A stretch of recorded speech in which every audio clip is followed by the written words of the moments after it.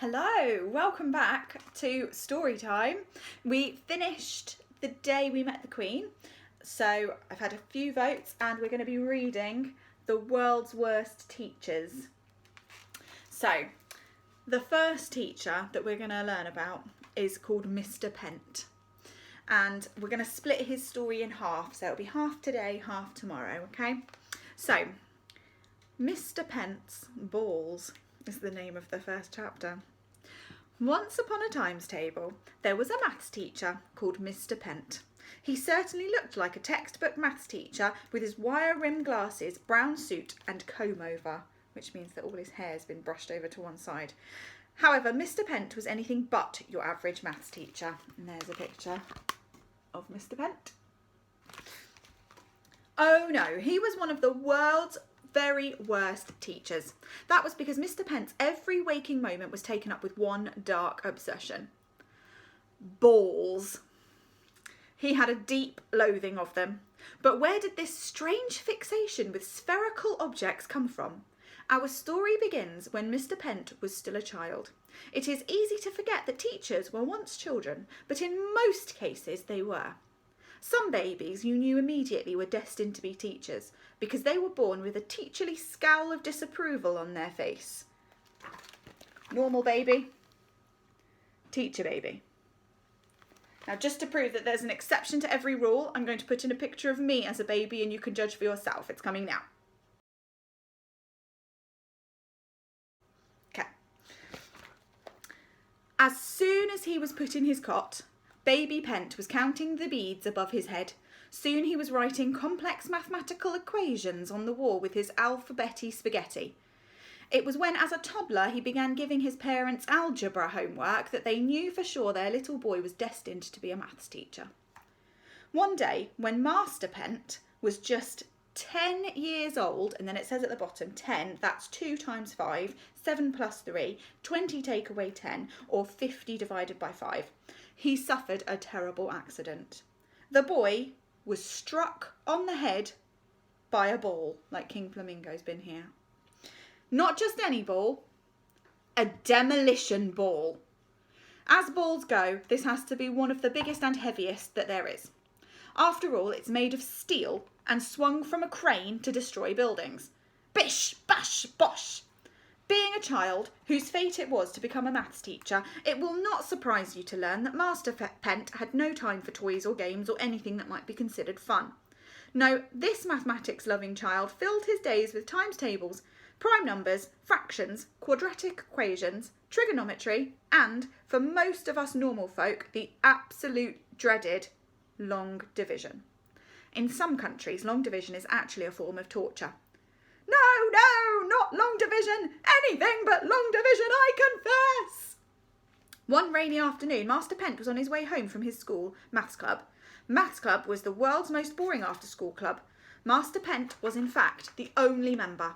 Other strong contenders for the world's most boring after-school club are Punctuation Club, Standing in a Puddle Society, Basket Weaving for Beginners, Train Spotters Anonymous, Sitting in the Dark Society, Staring at a Blank Wall Club, Traffic Cone Appreciation Society, Latin.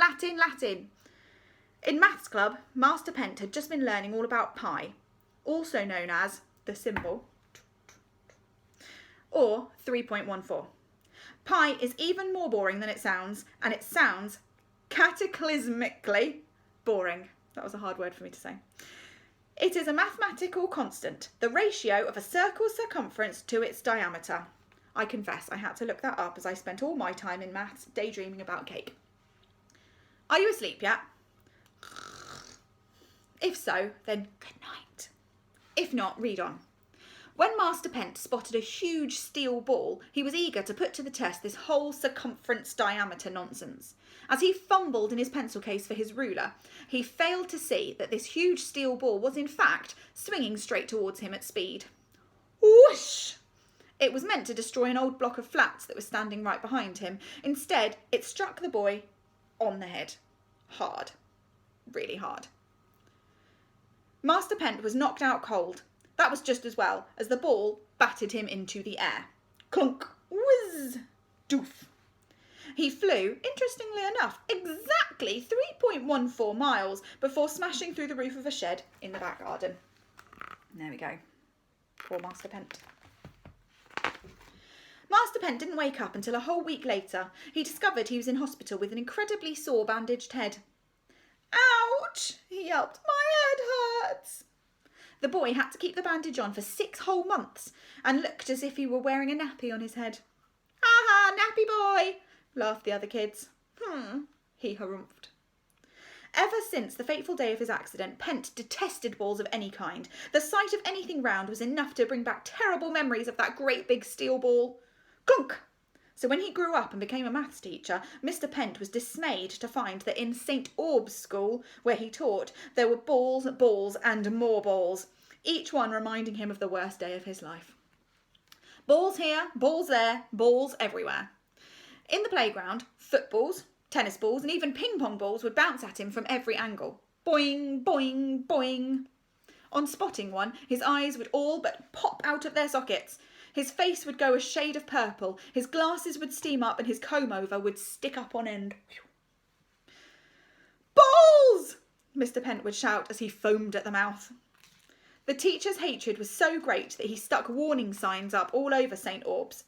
On every wall, door and window. He even stuck one to the dinner lady's bottom. "No balls allowed in the playground. No balls permitted on school premises. No balls whatsoever within a 100-mile radius of the school." This last rule was very difficult to enforce, even if, being a maths teacher, he knew exactly what 100-mile radius covered on a map would be, using his compass and a ruler, of course. And there's a picture of the dinner lady with the note on her bottom. Mr. Pent would confiscate all balls on the spot. Then he would lock them up in his special ball cupboard at the end of a long corridor next to his classroom. The sign read, "Ball cupboard. Beware. Contains balls." Over the years, Mr. Pent stuffed hundreds and hundreds of balls of all sizes in there, and there was hardly any room for more. If any pupil dared to ask him, "Please, can I have my ball back, sir?" the teacher would smirk to himself before replying, "Of course, child." "Thank you, sir. Just one moment, if you please." Then he would reach into the cupboard for the ball and pop it with a pair of compasses he had concealed in his hand. Poof! The air would spurt out like a lazy bottom burp. One of those bottom burps that is in no hurry to leave. It seeps out over a period of seconds, minutes, hours, days, weeks, months, or even, in extreme cases, years. These ones are hard to blame on others. Short, sharp ones have an element of surprise, and a dirty look at someone close by is enough to deflect blame. So a close friend of mine informs me. I wouldn't know. "There you are," Mr. Pent would say as he handed the deflated ball back to the child with a grin. After he'd finally confiscated every single last ball from every child in the school, Mr. Pent went further. Now anything spherical was on his hit list. The teacher stalked up and down the school confiscating everything that was round. Marbles. "Balls! These are mine!" A space hopper from under a pupil. Boing! "Balls! That's confiscated!" There he is, popping the ball.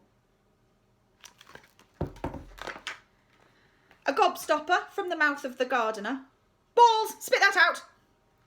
The globe from the geography classroom. "Balls! Balls are forbidden on school premises." A suspicious-looking pea from the dining hall. "Balls! That pea could have an eye out." A string of pearls from round the neck of the headmistress, Miss Stade. "Balls! Headmistress, balls! You of all people should know better. Balls!" It was a confiscation cavalcade. Pent was on a roll, which was odd for someone who hated anything that rolled.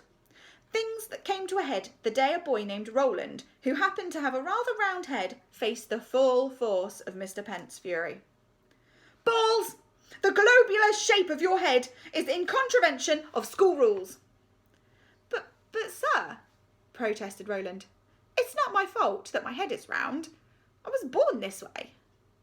"No buts, boy! You and your head are confiscated."